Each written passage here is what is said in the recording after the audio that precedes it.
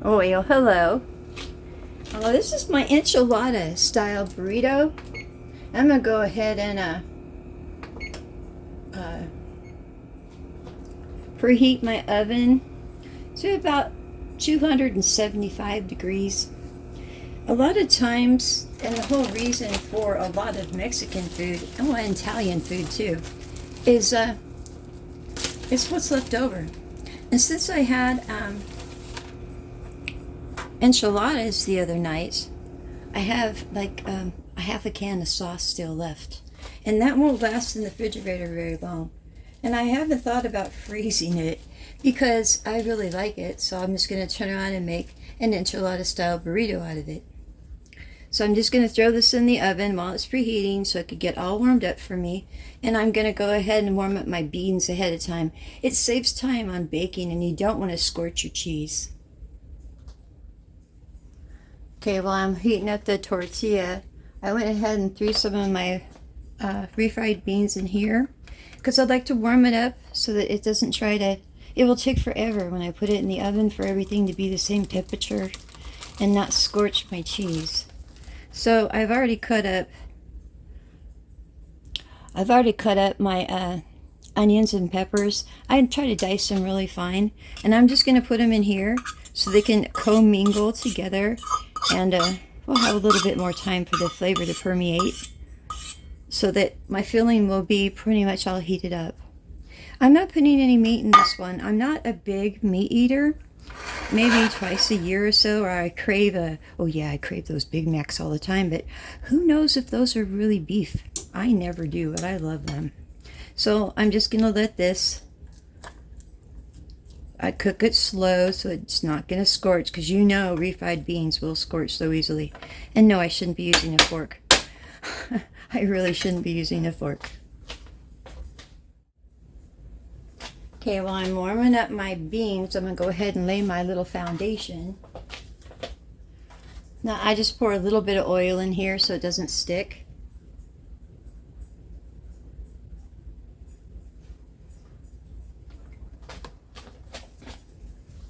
I'll go ahead and use my tortilla a little bit to get that in there.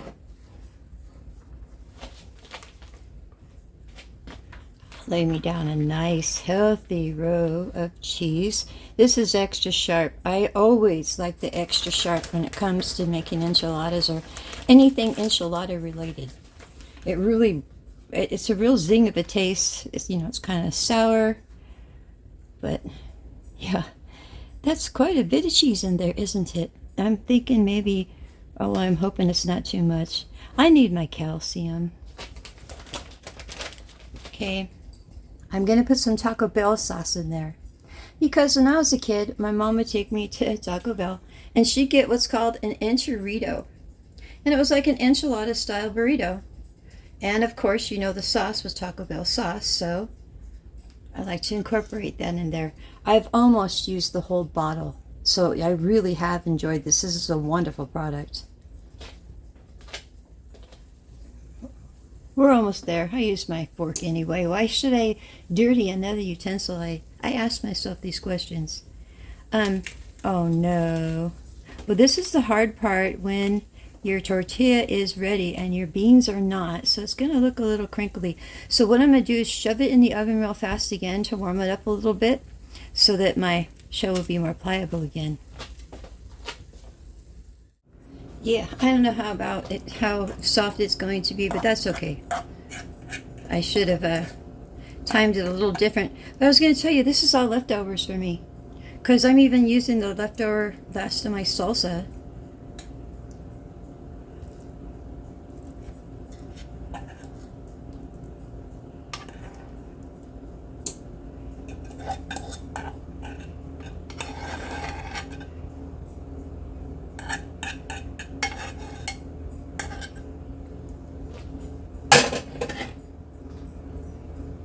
I just want to get it even. I like an equal distribution of flavor in every bite. It's no joke, I really do. It makes it just perfect. I'll put just a bit of enchilada sauce inside.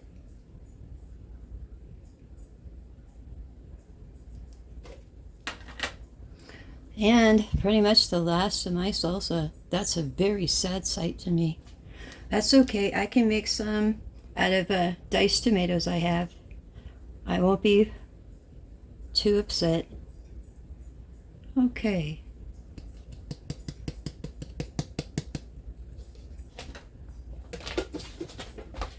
Now, I could have,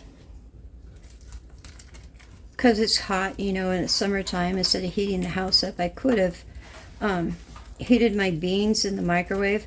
But being that I'm throwing this in the oven anyway, it really isn't that much more time.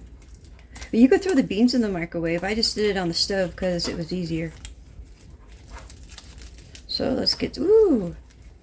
You know, one of these days I'm going to make chimichangas. I mean, true fried chimichangas. I found out how to make that. Ooh, this is a little bit slurpy there, isn't it? Oof. Okay, let's make it a little bit wider, longer. And I want to get this out of the way. This is my breakfast. But you see, tonight I'm making myself, and I'm going to be doing it for my next, woohoo, there we go, there we go. Tricky, gets a little tricky there.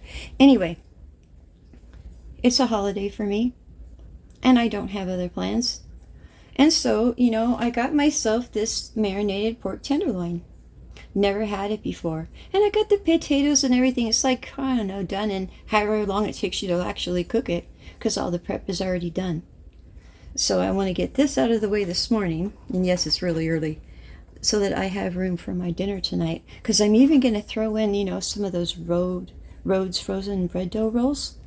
So I'm going to have a fantastic dinner with very minimal effort on my part. And let me tell you something, I truly appreciate those days.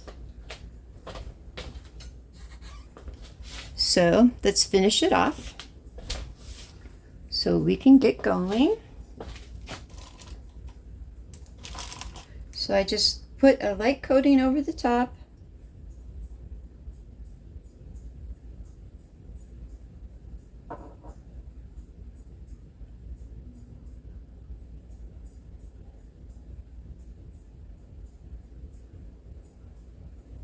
Now, you could put ground beef in here if you wanted to, just normal ground beef.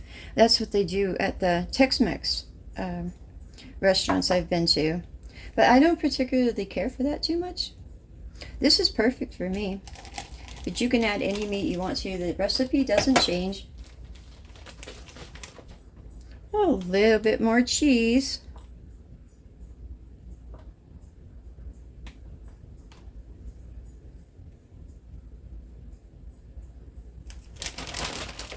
I grabbed a little sprig of green onion out of my indoor garden because it'll make it just look so cute. It's funny what a little greenery can do. I think 'tis the season.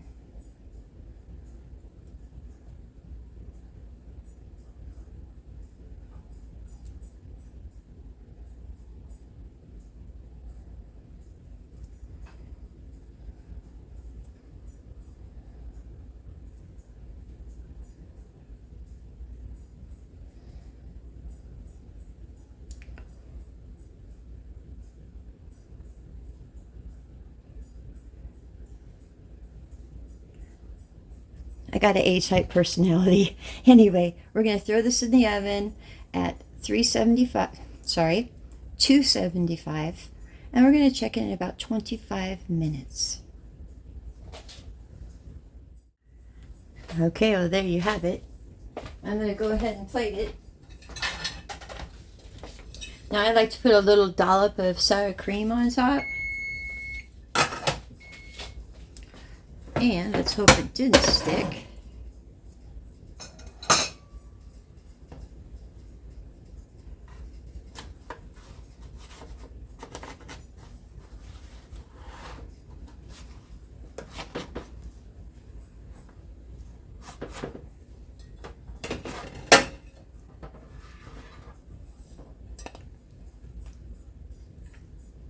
Whew, that almost got to be a little tricky there for a second. Came out the pan easily because, sorry, we put down the oil. And we top it with a dollop of sour cream. Huh.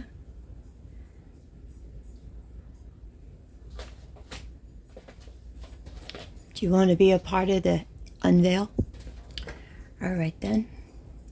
Let's see what it looks like on the inside.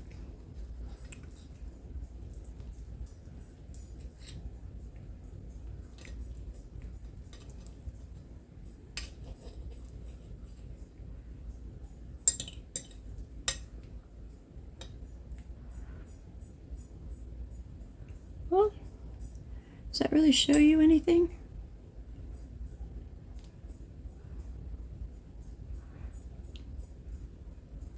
Well, the salsa, oh, there you see the peppers and stuff and the cheese. So let me take a bite. I use the sour cream for 2 reasons. It helps cool it down real fast so I can eat it. Oh, that looks lovely.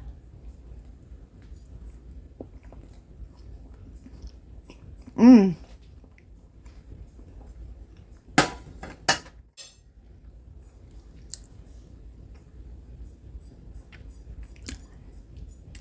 Sorry. This happens to me with company over sometimes too. If all the flavors, you know, the universe, all the planets aligned and all the flavors combined exactly the same, I'm off in my own world.